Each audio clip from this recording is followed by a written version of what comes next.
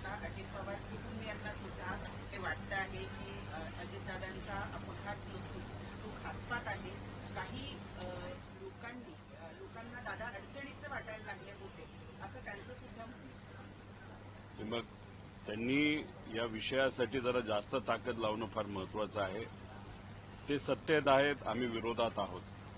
आम्ही आमच्या परीने त्या ठिकाणी लढतोय. अख्खा महाराष्ट्र मीडियापासून ते सामान्य कार्यकर्त्यांपर्यंत ज्यांचं राजकारणाशी काही घेणं देणं नाही असे सुद्धा अनेक नागरिक हे दादांच्या बाजूने आवाज उठवत आहेत की दादांना न्याय मिळाला पाहिजे.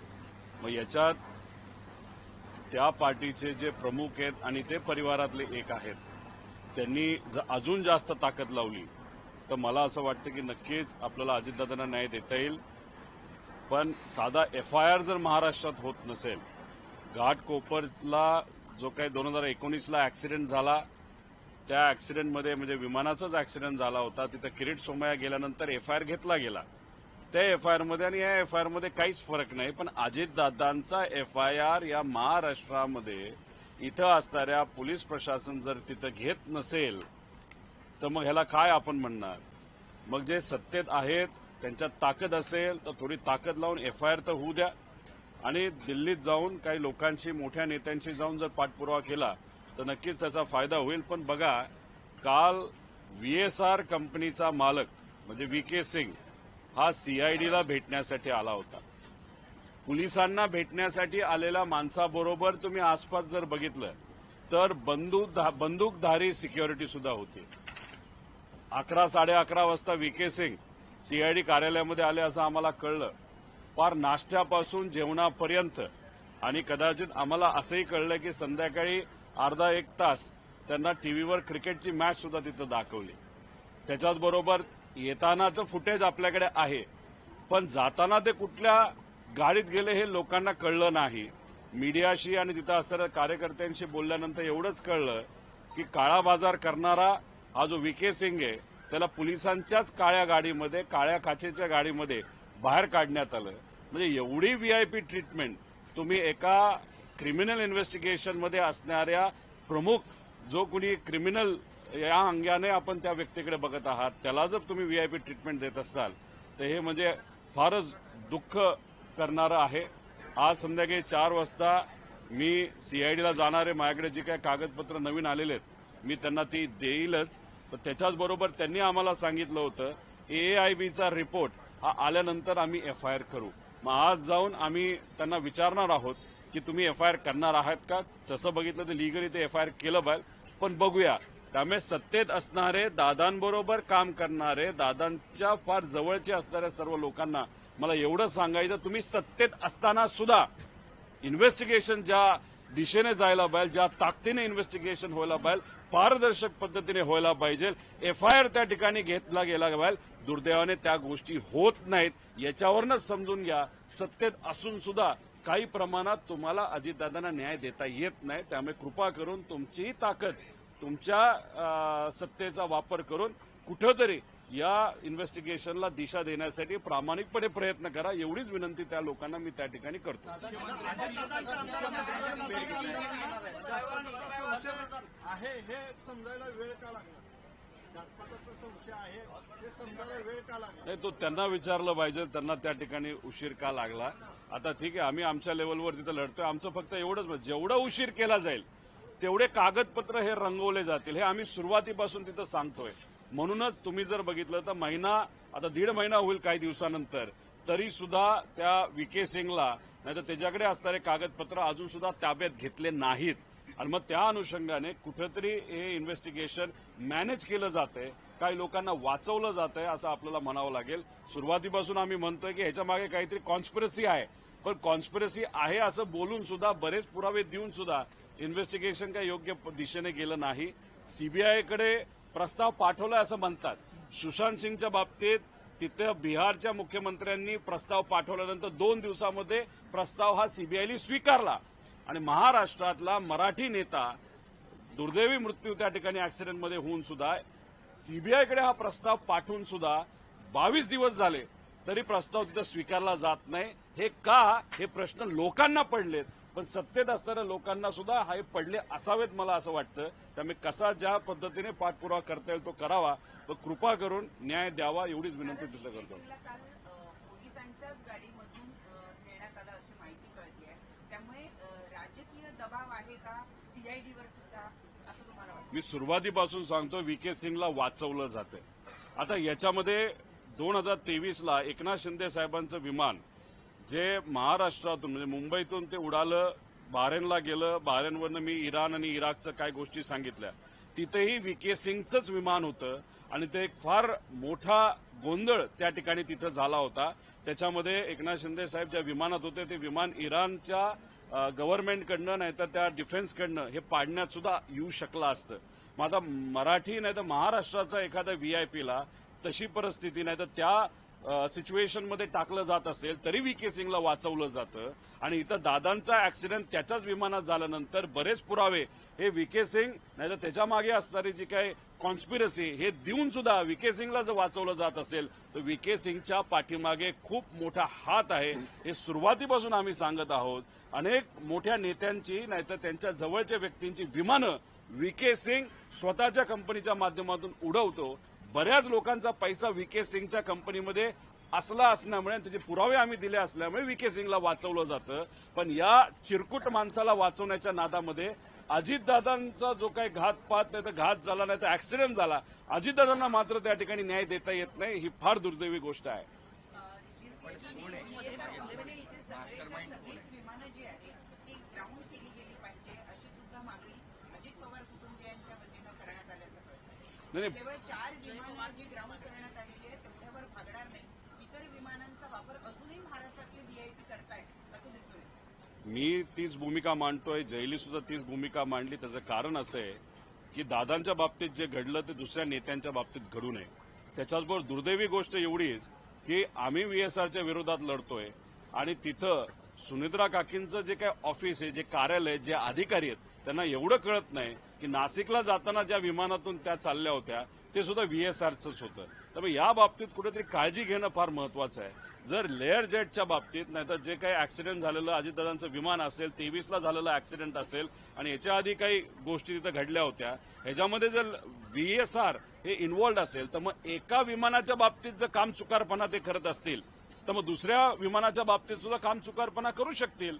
नाही तर मग असं कोणातरी सांगायचा प्रयत्न आहे का की अजितदादांच्याच विमानामध्ये काम चुकारपणा केला, तो माहिती होता, मग त्याच्या मागे काहीतरी एक कॉन्स्पिरसी होती, त्याच्या मागे घात करण्याचं कुठेतरी प्लॅनिंग झालं होतं म्हणून दादांच्या बाबतीतच ते विमान वापरलं गेलं. दुर्दैवाने दादांच्या बाबतीत तो ऍक्सिडेंट झाला. ही गोष्ट काही लोकांना माहिती असल्यामुळे त्यांच्या मनामध्ये असेल की नाही दादांच्या विमानामध्ये मुद्दामूनच ते आपण क्रॅश केलं, बाकीच्या विमानं हे क्रॅश होणार नाहीत व्हीएसआरची म्हणून हे बाकीचे नेते व्हीएसआरचं विमान वापरतात का. मग कुठेतरी आतली एखादी गोष्ट या नेत्यांना लोकांना माहित आहे का असा प्रश्न साहजिकच त्या ठिकाणी निर्माण होतो. त्यामुळे जर दादांच्या विमानाच्या बाबतीत जर ऍक्सिडेंट झाला असेल आणि त्यात काही नॉन कम्प्लायन्सेस असेल हे डीजीसीआरच म्हणतंय तर मग त्या बाबतीत बाकी विमानामध्ये सुद्धा नॉन कम्प्लायन्स असू शकतो आणि ऍक्सिडेंट होऊ शकतो. त्या बाबतीत काळजी घ्यावी. डीजीसीएच्या रिपोर्टामध्ये त्रुटी आहेत असं अजित पवारांच्या आमदारांचं म्हणणं आहे आणि मुख्यमंत्र्यांकडे त्यांनी त्या संदर्भामध्ये मागणी करणार असं हे उशीर आलेला शहाणपणा आहे की आता कुठेतरी त्यांना सुद्धा वाटतंय की काही गोष्टी चुकीच्या घडल्या, तुमच्याशी काही बोलणं झालं नाही, त्या बाबतीत माझं कुठेही काय बोललं नाही. ठीक आहे, उशिरा काही प्रमाणात त्यांच्याकडनं पुढाकार घ्यायला सुरुवात झाली असली तरी ते पुढाकार घेत आहेत ही चांगली गोष्ट आहे. कारण का या लढ्यामध्ये एक विरोधात असणारा आमदार नाही तर एक पार्टी ज्याच्यामध्ये आम्हाला सुप्रियाताईंची मदत आहे, आमच्या पार्टीची मदत आहे, कार्यकर्त्यांची आहे, सगळ्यात महत्वाचं मीडियाची मदत या अजितदादांना न्याय देण्यासाठी खूप मोठ्या प्रमाणात आणि महाराष्ट्रातले लोक सोशल मीडियावर त्या ठिकाणी लिहित आहेत. तर नेते जे सत्तेत आहेत त्यांनी सुद्धा जर मदत केली तर नक्कीच त्याचा फायदा होईल. उशिरा का काय तो त्यांचा विषय, पण आता तरी मदत करून एफआयआर होणं, एफआयआर का व्हावं कारण का त्या दिशेने आपल्याला ते इन्व्हेस्टिगेशन तिथं नेता येईल, काही डॉक्युमेंट्स आपल्याला मिळतील आणि त्या डॉक्युमेंटचा अभ्यास करून नक्कीच काय खरं घडलं हे आपल्याला तिथं कळू शकतं. रोहित पवारजी खरं तर अजित पवारांचा हा विमान अपघात जरी असला तरी काही लोकांकडनं असा संशय व्यक्त केला जातोय की हा सुनियोजित मर्डर आहे. त्या सगळ्या संदर्भात सातत्यानं वाच्यता पण होते. स्वतः पवार कुटुंबीय अर्थातच सुनेत्रा पवार, पार्थ पवार यांच्याकडनं देखील या विमान अपघाताच्या संदर्भात शंका उपस्थित केलेली आहे.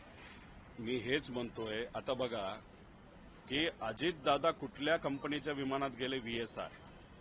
आता VSR कंपनीच्या विमानात दादा गेल्यानंतर तरी सुद्धा दुसरे VSRची विमानं बाकीचे नेते आणि मोठे मोठे व्यावसायिक त्या ठिकाणी वापरत असतील तर मग कुठेतरी आपल्याला हेच म्हणावं लागेल की कदाचित काही लोकांना माहिती असावं की दादांचं जे विमान होतं त्याच्यामध्ये मुद्दामूनच काहीतरी घोळ केला होता आणि त्याचा तिथं ऍक्सिडेंट झाला आणि बाकीची विमानामध्ये घोळ नाही ते आपण वापरू शकतो. मग काही लोकांना हे माहिती आहे का की दादांचं विमान हे खराब होतं मुद्दामून त्यांना दिलं आणि मुद्दामून त्या ठिकाणी त्याचा ऍक्सिडेंट केला?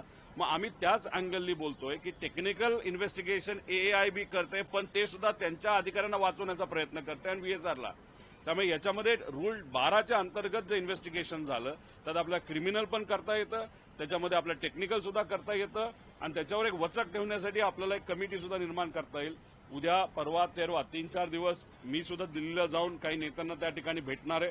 एकनाथ शिंदे साहेब आता येत आहेत. महाराष्ट्रातल्या प्रमुख पार्टीच्या प्रमुख पैकी एकनाथ शिंदे साहेबांची भेट आमची राहिली होती. आज त्यांना भेटून उद्यापासून दिल्लीमध्ये सुद्धा पार्लमेंटमध्ये हा मुद्दा कसा घेता येईल याबाबतीत मी प्रयत्न करणार. हे आमचे प्रामाणिक प्रयत्न आहेत. यश येईल नाही येईल माहीत नाही पण शेवटी प्रयत्न तरी करतोय याचं समाधान आम्हा सगळ्यांना त्या ठिकाणी आहे. गेल्यानंतर पंतप्रधान नरेंद्र मोदींची सुद्धा पार्थ पवार भेट घेणार आहे. तुम्ही सुद्धा प्रयत्न केला होता अमित शहा आणि नरेंद्र मोदी. तुम्ही जाणार आहात का जर असं भेट होत असेल त्यांच्यासोबत? नाही, विषय एवढा आहे की ते सत्तेत आहेत. खासदार न होता सुद्धा ते आधी भेटू शकले असतील नाही तर भेटले सुद्धा होते. त्यावेळेस कुठेतरी ताकदीने पाठपुरावा करणं हे महत्वाचं होतं. कदाचित त्या बैठकीमध्ये चर्चा सुद्धा झाली असावी असं आपल्याला म्हणावं लागेल. त्यामुळे खासदार होण्यासाठीच थांबणं हे योग्य नाही. पहिलं मिशन हे असावं की दादांना आपल्याला न्याय मिळावा आणि त्यानंतर पूर्ण राजकारण. त्यामुळे या अधिवेशनामध्ये सुद्धा अनेक मुद्दे हे खरं तर मला सुद्धा मांडायचे आहेत. पण विषय एवढाच आहे की जर आता अजितदादांना आणि त्या ऍक्सिडेंटमध्ये खरं काय घडलं हे बाहेर येण्यासाठी मी तिथं प्रयत्न करतो. त्यामुळे याच मुद्द्यावर गेले काही महिने आणि पुढचे काही महिने त्याच्यावर त्या ठिकाणी लढून काय खरं घडलं हे लोकांसमोर कसं येईल यासाठी आम्ही प्रयत्न करतो.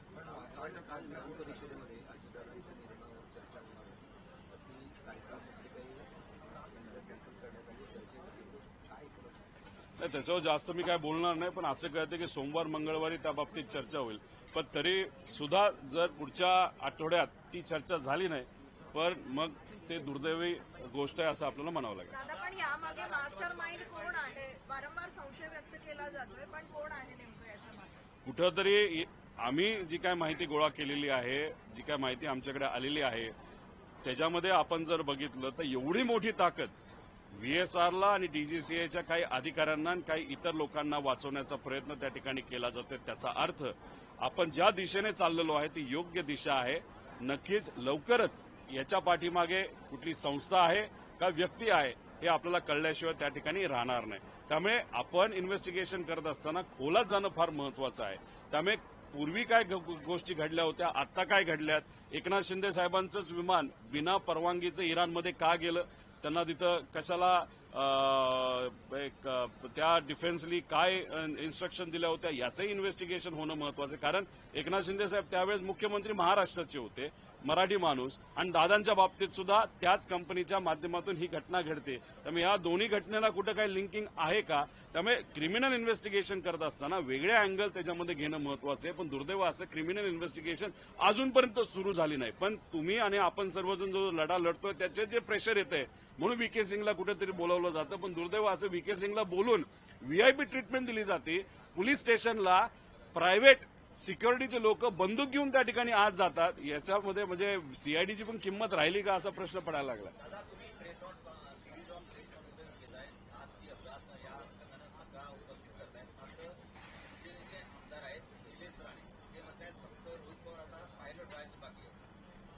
नाही, आता पायलट व्हायचं बाकी ठीक आहे, मला पायलट बनायचंच होतं. उद्या जाऊन कधीतरी पायलट बनेल त्यामुळे नका काळजी करू म्हणावं. आणि त्यांनाही सांगतो की VSR मधून ट्रॅव्हल करू नका. मी जेव्हा पायलट होईल, मी जेव्हा विमान उडवेल तेव्हा विश्वासाने माझ्या विमानात बसा. आम्ही काही घातपात करणारी माणसं त्या ठिकाणी नाहीत.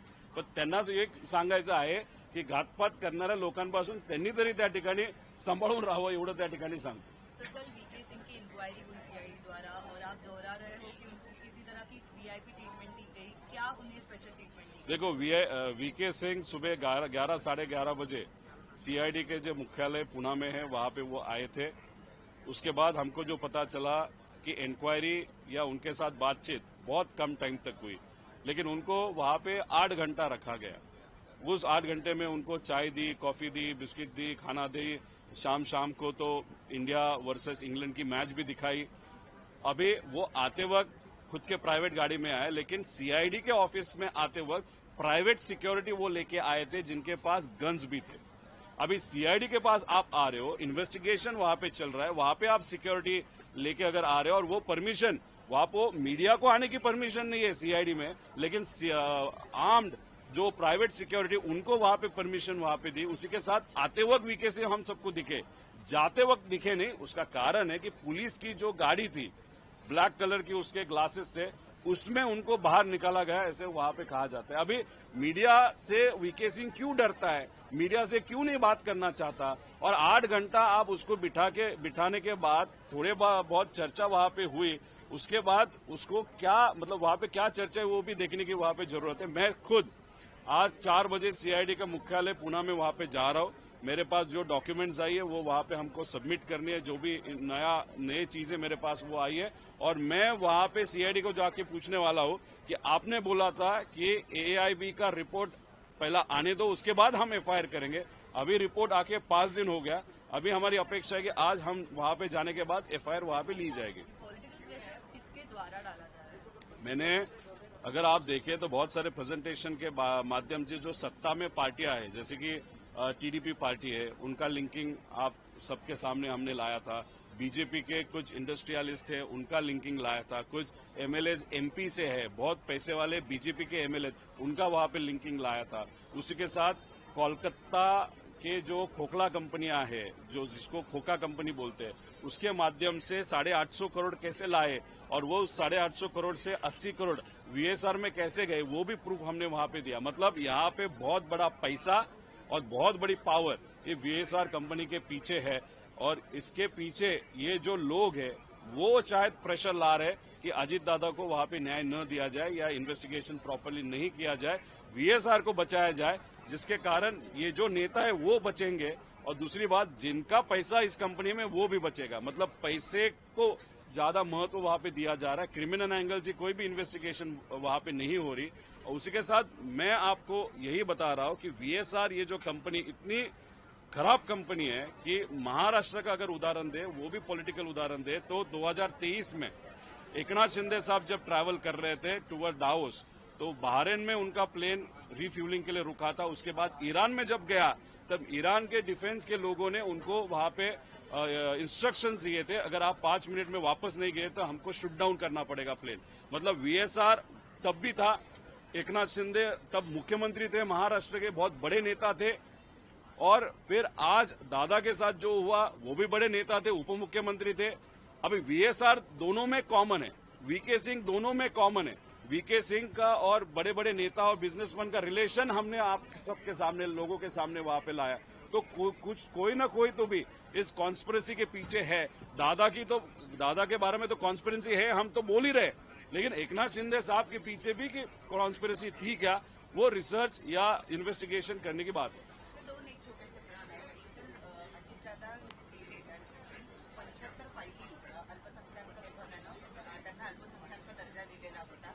तो एक विषय चौकशीचा विषय सुरू आहे. परंतु आता अशी माहिती मिळते की 20 शाळा ज्या आहेत त्यांचा अल्पसंख्याक दर्जा काढून घेण्यात आला. नाही, काढून घ्यायचा असेल तर सगळ्यांचाच घेतला पाहिजे. फक्त तुम्ही काहींचा घेता, काहींचा घेत नाही. मग त्याच्या मागे काय आहे हे सुद्धा आपल्याला बघावं लागेल.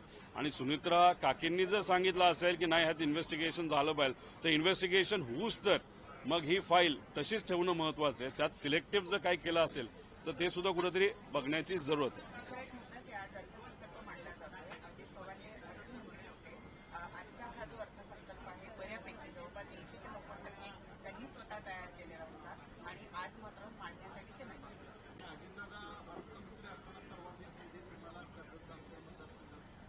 महाविकास आघाडी असताना त्यांनी नक्कीच त्यावेळेस तिथं मला सपोर्ट केला. पण नंतर आपण बघितलं तर महायुतीचा जो काही धर्म होता त्यांनी तिथं पाळला.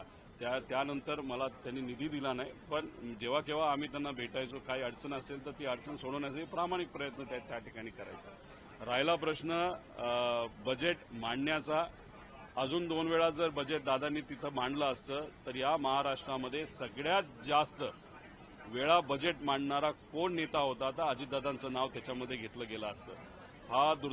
ही दुर्दैवी घटना जर घडली नसती तर नक्कीच दादा यावेळेस सुद्धा त्यांनी मांडलं असतं, पुढच्या वेळेस त्यांनी मांडलं असतं आणि या राज्यातलं एक मानाचं पद नाही तर मानाचं जी गोष्ट आहे की अर्थसंकल्प सगळ्यात जास्त मांडणारा एक नेता म्हणून त्यांचं नाव घेतलं जातं, हे आज होणार नाही याचं दुःख नक्कीच आहे. आणि दादा मांडत असताना फायनान्शियली सुद्धा ते फार स्ट्रिक्ट असायचे की राज्याला कुठं अडचण आली नाही पाहिजे, उगाच एखादी योजना आणायची म्हणून आणणं हे योग्य नाही, त्याच्या मागे जर प्रोव्हिजन असेल तरच ती योजना आणणं तिथं महत्वाचं आहे. त्यामुळे कुठंतरी एक शिस्त असायची. आता या बजेटमध्ये आज जे बजेट मांडलं जाणार आहे त्याच्यामध्ये शिस्त आहे का हे आपण बघूया. पण आम्हाला ज्या काही गोष्टी कळलेल्या आहेत त्याच्यामध्ये ठोक तरतूद वर जास्त लक्ष दिलं जाणार आहे. ठोक तरतूद कधी दिली जाते तर आज त्याच्याबद्दल म्हणजे एखादा प्रोजेक्ट हा डिक्लेअर केला जात नाही, ठोकच्या अंतर्गत त्या विभागाला पैसे दिले जातात आणि मग पुढचे 6 महिने 7 महिने त्या ठोक तरतुदीचा वापर तिथं केला जातो. ठोक तरतुदीचा वापर कधी केला जातो? काही आमदारांना आपलंसं करायचं असेल तर, नाहीतर काही लोकांना सांगून नाही तुला निधी देतो तू आमच्याबरोबर बस बोल हे. त्यामुळे आमची एवढीच विनंती आहे की हे जे काही बजेट आहे ते या महाराष्ट्राच्या हितासाठी असावं. हे बजेट असं नसू की ठोक तरतुदी केल्यात आणि मग या पार्टीच्या आमदारांना जवळ करण्यासाठी एवढे पैसे, मग या पार्टीच्या आमदारांना जवळ करण्यासाठी तेवढे पैसे. त्यामुळे महाराष्ट्राच्या हितासाठी हे बजेट असेल असं बघूया. पण बजेट एकदा प्रेझेंट होऊ द्या आज, मग त्यानंतर नक्कीच या विषयामध्ये आम्ही डिटेलमध्ये जाऊन बोलू.